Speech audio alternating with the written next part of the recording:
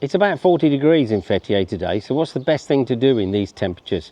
Well, you can either stay indoors in the air conditioning or go to the yayla.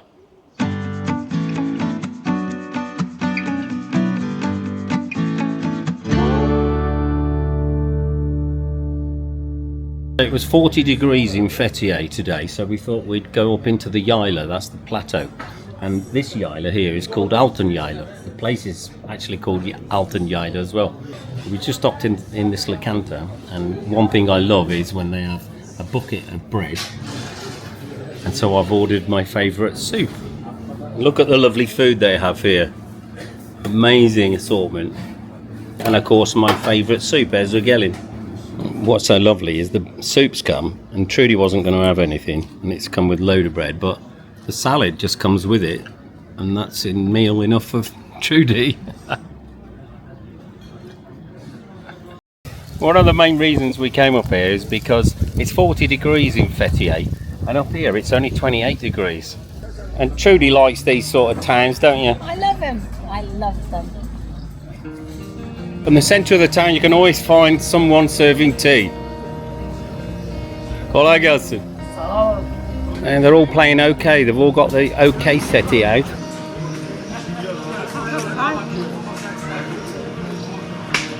And the reason there's all flags up is because there's Güreş here in a few days' time. That's the oil wrestling.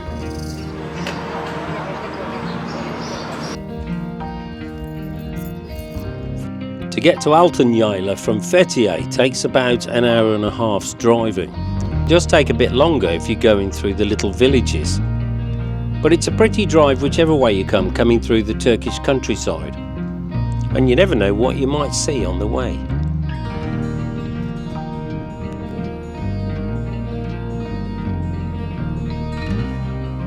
And if you haven't got a vehicle from Fethiye, you can always get here on the bus.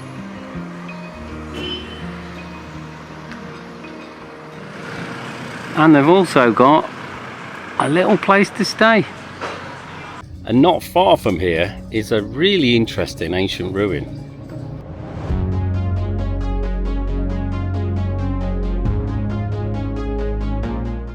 There's been a city here for around 2,300 years.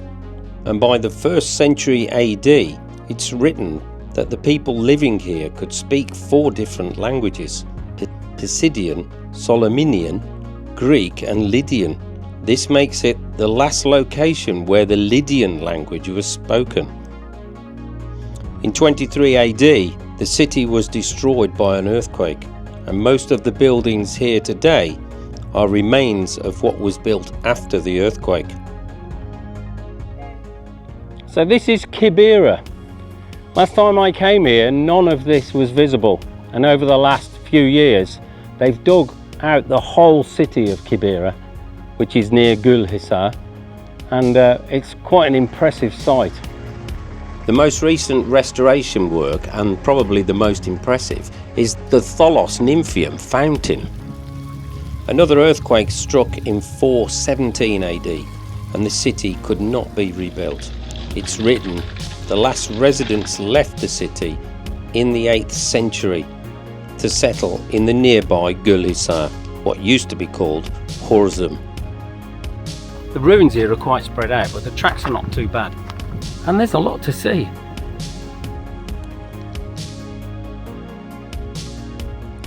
"2,000 years ago, this must have been a beautiful city. And the view over Golhisar is quite spectacular as well. What did you think to this whole place? The thing is, when I'm in these sort of places, I imagine what it would have looked like all those thousands of years ago. I mean, this arena would have been full of people listening to somebody down there singing or playing instruments. Incredible.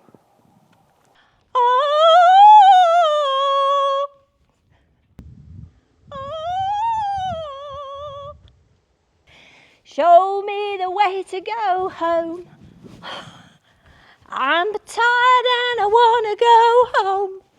I'm going to put this on YouTube, you know that, don't you?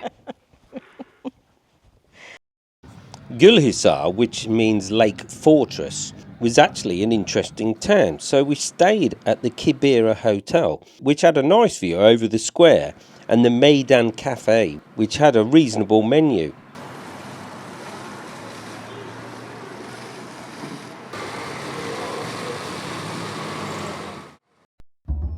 The hotel was very basic, but had a fridge and a telly, but no kettle. So we actually went and bought a kettle, which was only £9.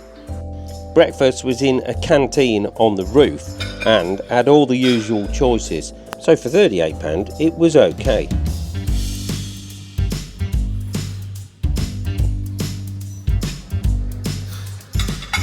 That looks very healthy. Well, I have to put in my pocket. From there we thought we'd take the 1 hour drive to a very unusual lake.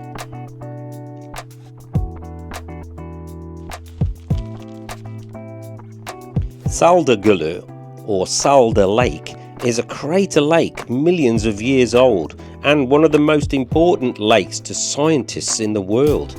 The deposits of fossilised remains of microbial, the first forms of life, have been found in the sediment here.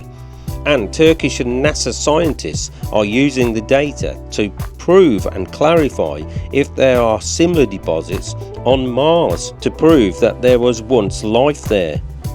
It's quite interesting that just a little way out into the water, it gets muddy and your legs start sinking like quicksand. But you can get past that. When you look at what this is, I thought it was salt, and there are some salt lakes around this area, but actually it's more like white pumice stone, and it hasn't got a taste like salt either. No, it don't really taste of salt. It tastes more like chalk.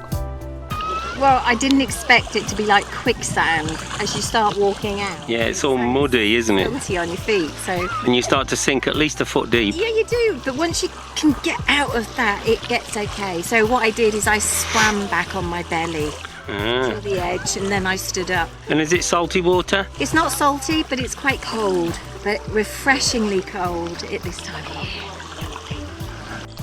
And this is a popular place for caravanning and camping. And there's even a little cafe here.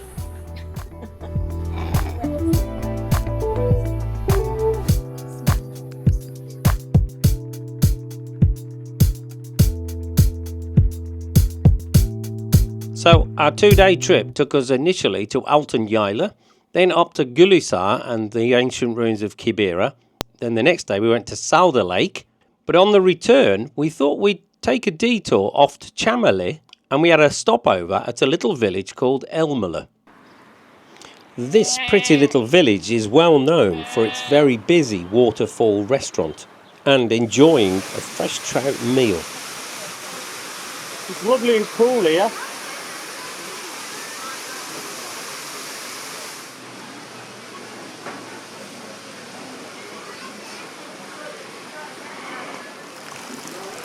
Or you can take them home with you, just £1 each.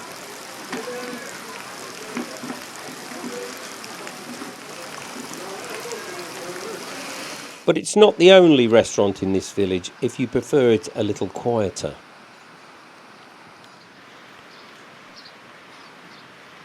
And obviously got a lot of fresh trout.